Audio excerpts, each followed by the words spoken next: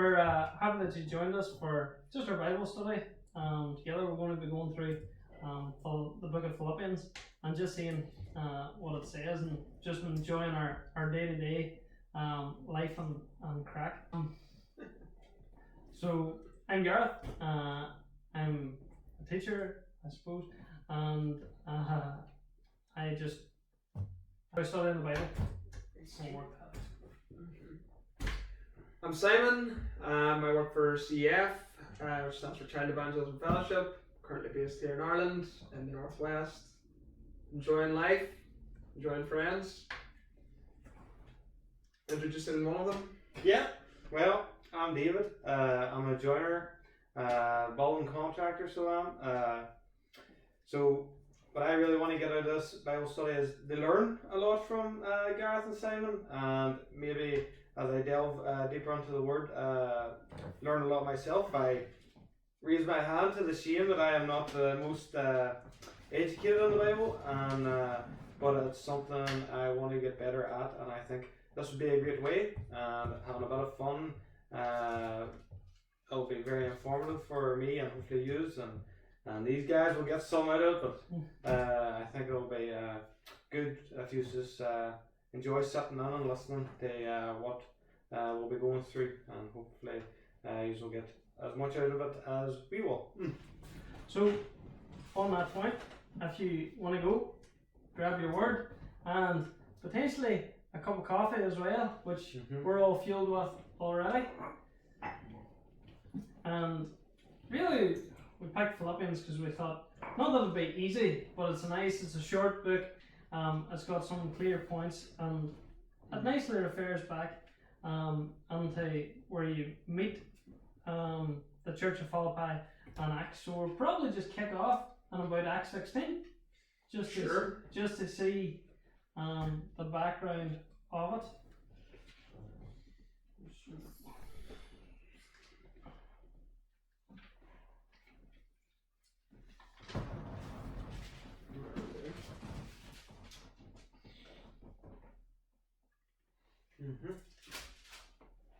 And I know why we listened to this with the ESV Bible app reading the words to us so that we would be able to pronounce them, but I have completely forgotten. Thyra. It's not that one that worries me. But sure, we'll start here, just Acts 16, verse 6, and we'll probably just go down to verse 14, and then we can come onto the conversion of Lydia and stuff later. So this is Paul, and when they went to the region of Phrygia and Galatia, having been forbidden by the Holy Spirit to speak the word in Asia, and when they had come up to Mysia, they attempted to go to Bithynia, but the Spirit of Jesus did not allow them. So passing through Mysia, they went down to Troas, and a vision appeared to Paul in the night. A man from Macedonia was standing there, urging him and saying, "Come over to Macedonia and help us."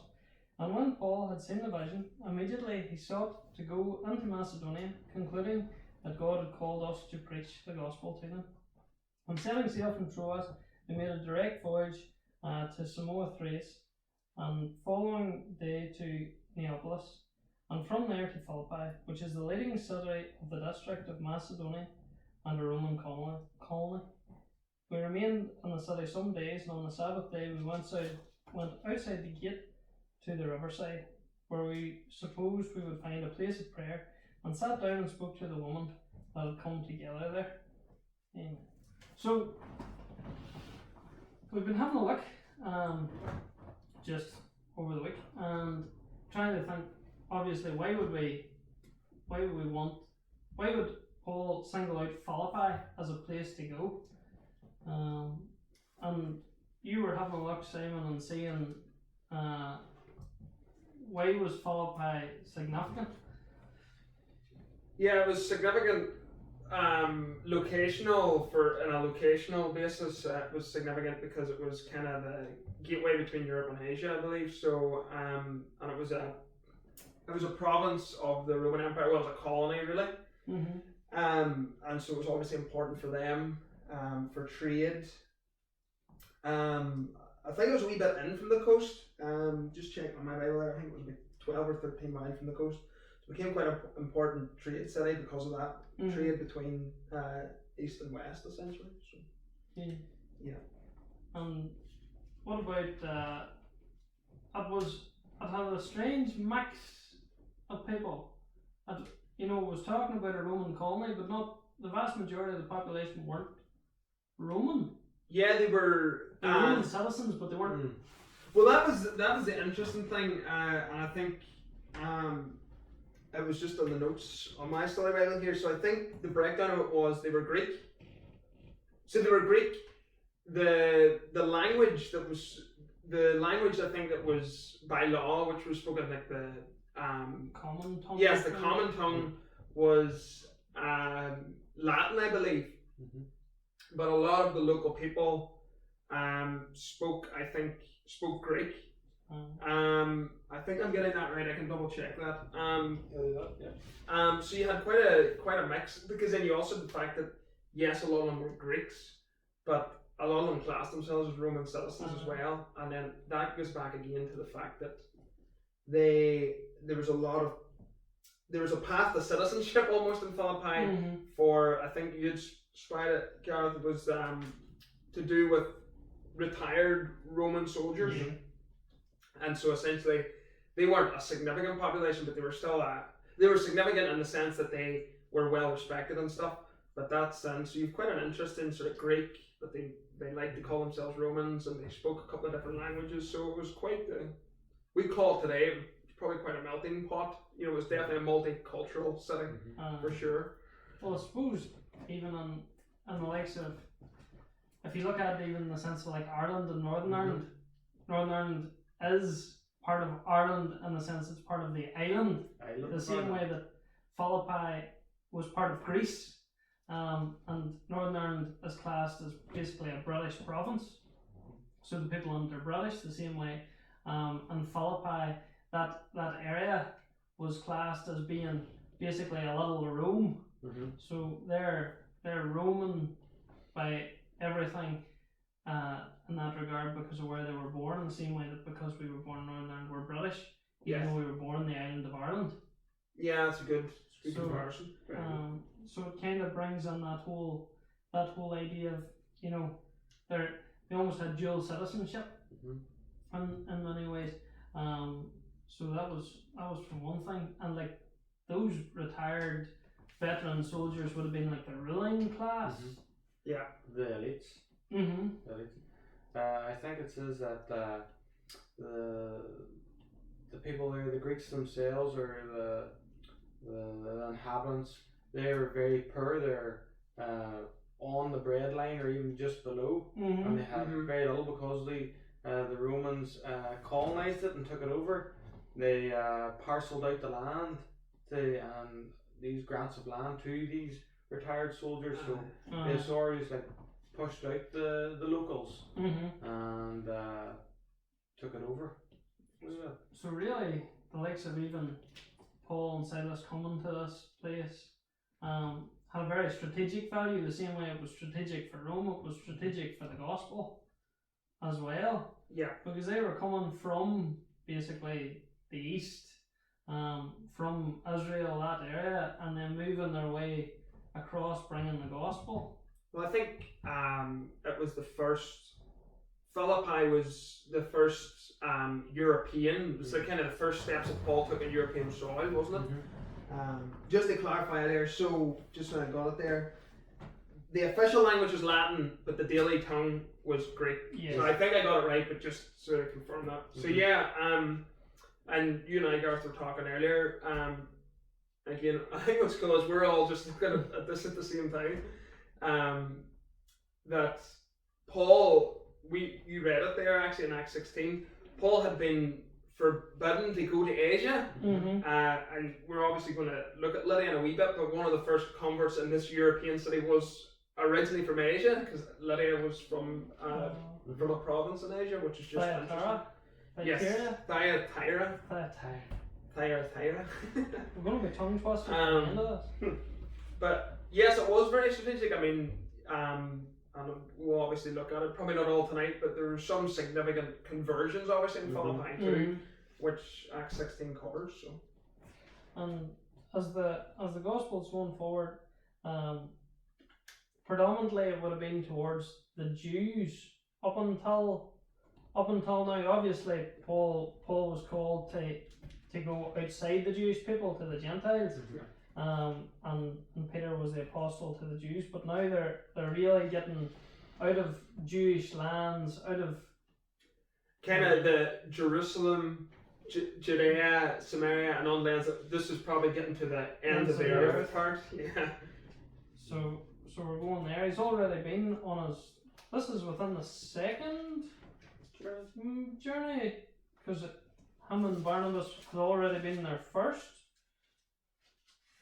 And then, so now in Philippi they're going within the second journey. Him and Barnabas had split. And they went to Cyprus, it says there in 1539. But Paul chose Silas and departed, and commended by the brothers to the grace of the Lord. He went through Syria and Cilicia, strengthening the churches. So as they're coming on, they're going further away. The gospel's spreading, and Paul usually had a format. Whenever he went into new places, whenever he came to a different town or city, he would have stayed there. Kind of learned the day to day, but whenever it came to the Sabbath, he knew that he was going to start in the synagogue. But yeah. Philippi was different because it didn't have a synagogue.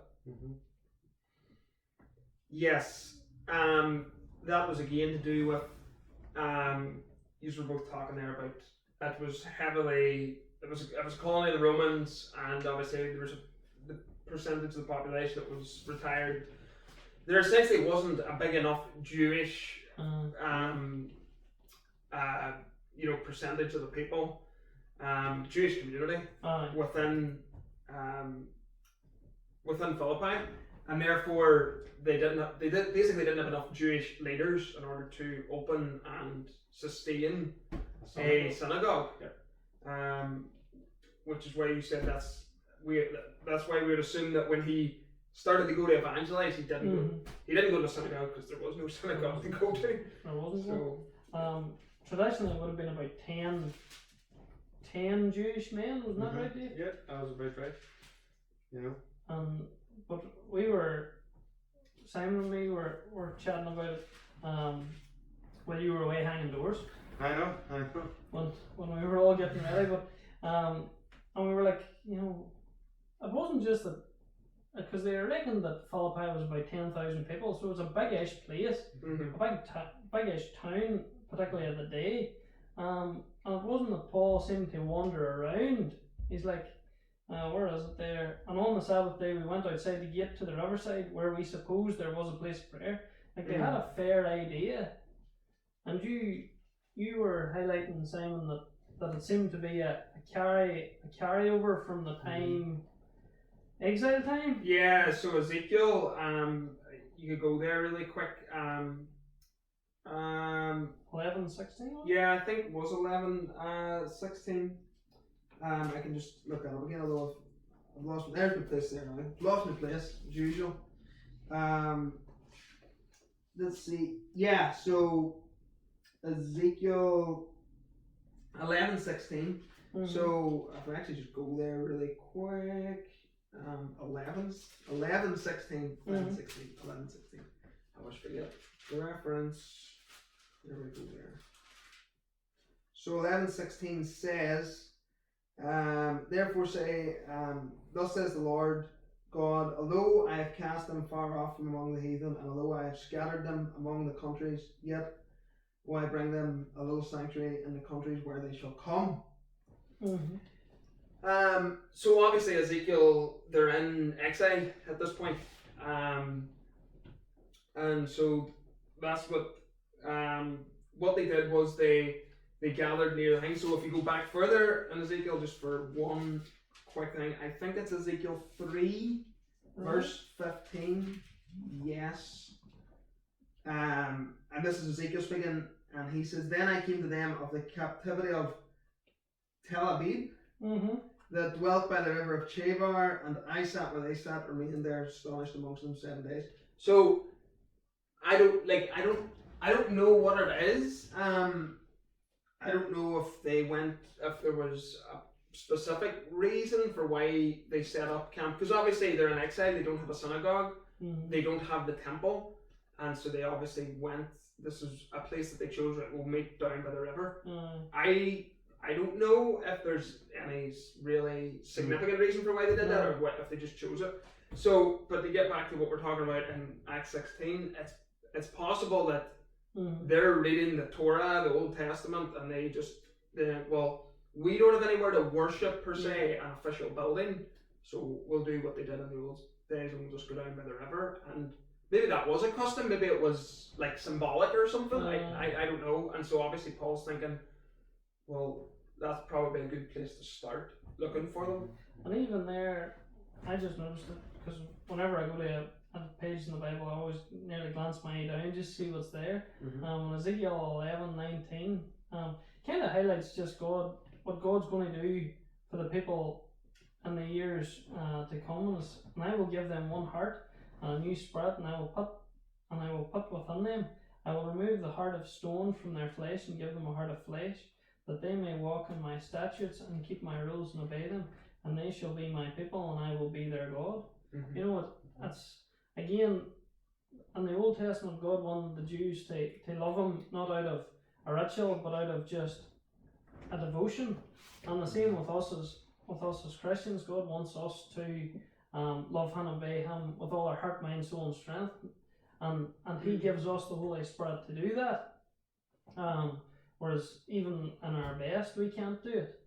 So Paul is really coming to this place down to the water to invite them to know the Lord, to have their heart of stone removed, and given that new heart and new spirit.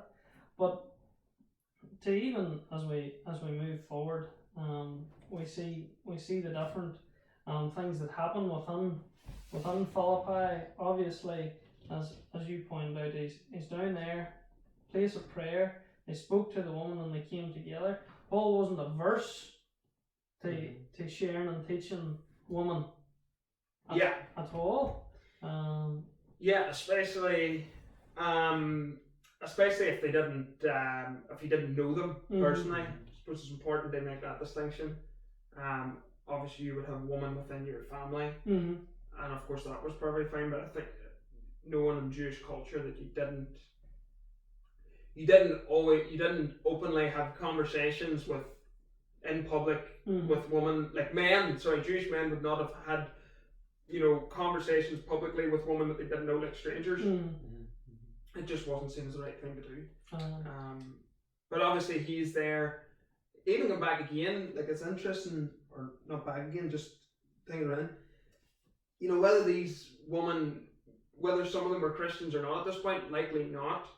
But they obviously had some heart to seek God, because that actually says that's why they were there. Where prayers were wanted made. So obviously these women were coming here for, even if it's a symbolic reason. So essentially Paul didn't really care about the cultural, how it looked. His main concern is, where am I going to get people that are probably going to give me an ear, essentially, that are going to actually maybe want to hear the gospel. So yeah, that's a good spot.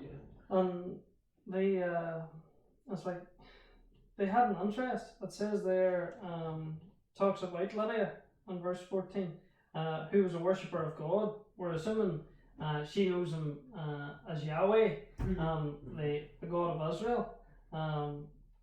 And again, as a place of prayer, the woman didn't wait for there to be 10 men to form a synagogue. They took the initiative and were worshipping themselves. I think it's important to realise that when the Bible mentions women, it is for a purpose. Because, as you were saying, Simon, in the Jewish community, women were looked down on. They weren't they are to be seen and not heard. And whenever the Bible mentions women, it is for a reason. And that you say Paul, he went to them, and this wasn't a done thing. I think if you're a Jew in that time reading this, it was more God was trying to change the norm of society back then, where, you know, at that time they just thought like it was just to the men, you know, always for the men and going towards the men, where they're trying to normalize it, that women should be included in everything as well. You know. You also find, just on a general note, as the woman tended to respond to the gospel better than the men. Even during the time of Jesus, it talked about how the disciples were financed by many rich women, even within Herod's household. Yeah, that's in Luke actually, because I've read that quite recently. I'm only just thinking that now, because I'm like, you know, that's you know, because you kind of think, right, and you just pass over it, but you know, there's obviously, as David usually says, there for a reason. You know, and they're there to, you know, they were, and even there's a lot of female names within the New Testament and the writers of Paul, or the letters of Paul. It's written because these women have held households, and churches have been happening within there. Yeah, that's actually an excellent example, because you find quite a lot, even in the Old Testament, you find, like, I can't remember the exact chapter and verse, but it's Elijah, and he comes to a house, and it's a woman, and she puts him up and all, and you see that theme continued in the New Testament as well. What of Zarephath or something? Yes, possibly, yeah. Something like that there. But like, she just uses her house like it's a hospitality thing, and she wants to, and that's a big thing for women in the New Testament. I think Tuesday, as you're saying, and it kicks against something that sometimes you hear leveled at the Bible, is that, or at the God of the Bible, is that, you know, God does in some way view men and women in a different light, and that's just not to be seen to be true. When you see the position that women are given, and I mean, that's a conversation for another night. You know, we could talk about specific roles, but in terms of value, God very much views men and women on an equal plane, and I think that's important. And again, not at all insignificant that the first converts for Paul in Europe are women, as you were pointing, and that they were the one. It was a group of women that he came to that were praying and seeking to, in their own way, to worship God. Whether, even though at that point, you know, they were going about it the wrong way. But you know, go ahead. A prominent woman too, because it would have been a seller of purple. It's highlighted as a profession, but it was also like, it would have been basically the finest clothing maker of the day, because purple was so. It was going to be the colour of royalty, wasn't it? Yeah. Yes. Purple. Because it was so hard to mix. Red was the peasant's colour. See, that's the reason why, just a historical note, like the parliamentarian army had a red tunic because it was the cheapest, and everybody could get red, whereas purple was the hardest one to mix. So she would have had plenty of finance and plenty of money, but again, it doesn't matter how much money you have, or it doesn't matter your position within the community, or even that she knew God. But the key part here is halfway through verse 14. The Lord opened her heart to pay attention to what was said by Paul, which again highlights, you know, comes back to that verse that we always talk about. Even you know, we can't create an anxious thought. You know, it doesn't matter how much we try to impress somebody the need for Christ.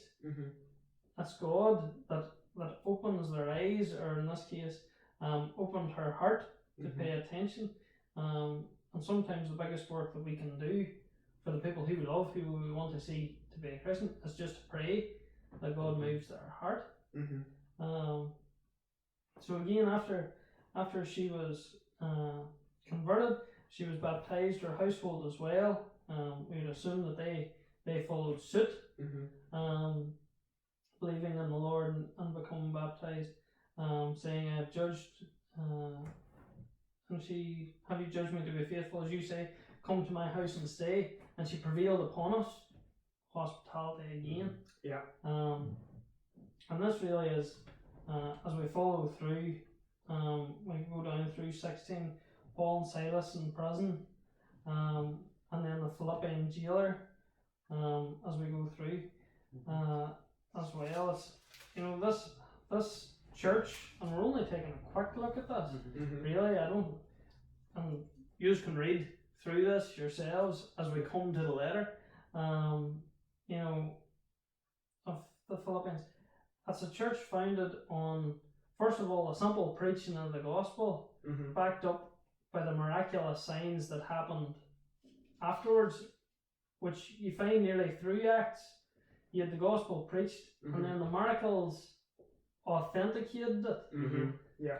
The same way the likes of, you seen that in the life of Jesus as well. Yeah. Statements like, "I am the bread of life," and then he fed 5,000 people. Yeah. The miracles authenticated who he said he was. Yes. The miracles by themselves were a sign, but they backed up the message. Which is why, again, you can't just say Jesus is a great teacher, because if you take certain aspects of his teaching, that's madness, like, the moral stuff is obviously really good, but you have to balance that alongside where he made very clear, it's like, "I am the Son of God." So it all has to be taken together. So again, they had the earthquake there, they were beaten, but obviously Paul, Silas and co made a big impression on this church. And this happened, well, I was having a look at it, AD 50. Well, they reckon there's a space between 49 and 51, so. But it's again with the same fact as like when Paul died, there's or whenever letters were written, there's usually a play of about 2 years. So there is a wee bit of difference. During this time, there is starting to be more hostility towards the Jews. Anyway, Emperor Claudius expelled the Jews from Rome in AD 49. Which you could wiki if you wanted. This is not that I've sat and done major research, but I was curious as to, because sometimes you forget that. You're like, well, what, like what's the political wind at the time? Yeah. Not that it's the be all and end all, but it gives you an idea of the environment. That's really what we're setting the tone here before we even get onto the letter. Is what's the environment of the day? What's the place like? So you get a feel for what the ground of Philippi is like. Yeah. Under your feet. What do the people believe? We didn't even really talk on that yet, because they had a Roman idea of religion. But multiple gods. Because Roman and Greek religion would have been quite similar. Yeah, it would have been polytheism, like it would have been multiple gods, polytheism. Like many gods. Like Greeks, many gods. They had the god of war and the god of it was all like the weather. Zeus and all that jazz, because that was Greek. Yes. And then that was kind of muddled with this Roman, because they're trying to impose their it's like Greek culture overlaid with Roman culture. Yeah. So it sort of gets muddled. So suppose you had families or even areas or groups of people within Philippi who was adopted more or less of the Roman culture, so maybe more Greek gods or maybe more Roman gods, or they picked and choose whichever one they liked. I'm not too sure. But even then, you had the likes of like their gods, like Ares became Mars, Zeus became Jupiter. Yeah, it all just depended. But even one thing that's commonly forgotten about, and I know I forget about it all the time, is the fact that the Romans believed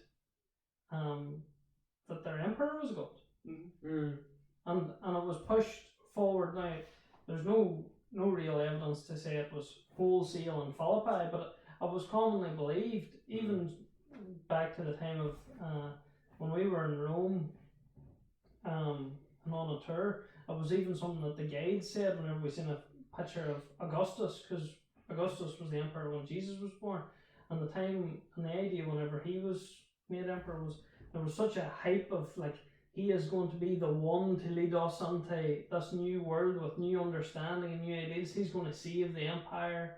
And the same way, you know, he was obviously the world's Messiah for the sake of a different word. Instead of the one who Christ was going to be born in a stable and then died on a cross. So that. But I think that would nearly come from like, you know, seeing him as God. As you have to understand the vastness of the Roman Empire and the power the Roman Empire had, and for one man to be in control of that whole thing, you just think like the common people or just the normal people would think he's so much power, like it's so vast they couldn't fathom. You know, we can now because we know travel's so much easier, but back then they hear these stories, all these places with the Roman Empire taking over. They think one man had this, he must have the power of a god, and then it just rolled into this here to like folklore nearly, and then it just was adopted that, you know, it was godlike power he had. You know, he had so much power over people and control. That's it. But we see that today, and the countries where they're run by tyrants. You know, where their leader is elevated to godlike status because the parliament doesn't really hold any power. It's not spread out. It's one man. You know, and even the likes of the times of, I'm thinking like Gaddafi and Saddam Hussein. You know, not particularly good guys, but they were held to such levels of fear by their people because they held absolute power. In their hands. And what they say too, which is interesting, that, you know, the Roman Empire lost its power the more they went that way, the more the emperor became God, and all the even the little small influences of Christianity, once that all started falling away, it essentially caved in on itself, because they basically, when you put your emperor as God and you put self as God and they promote all that kind of stuff, like they are into some crazy stuff, like the kind of sins that they were committing, and naturally over time then a society just can't sustain itself on that. It just it literally caves in on itself because there's no higher authority. Do you know what I mean? They're just you know, and that's sort of what happens when you get that kind of godlike figure in charge, because they think they can do anything, but they're basically destroying themselves, you know, which is interesting. And again, nothing's new under the sun, because the likes of this has been going on for centuries. Because back whenever the children of Israel were in Egypt, the Pharaoh was classed as God as well. You know, and he was held up and esteemed as basically their God incarnate. And they represent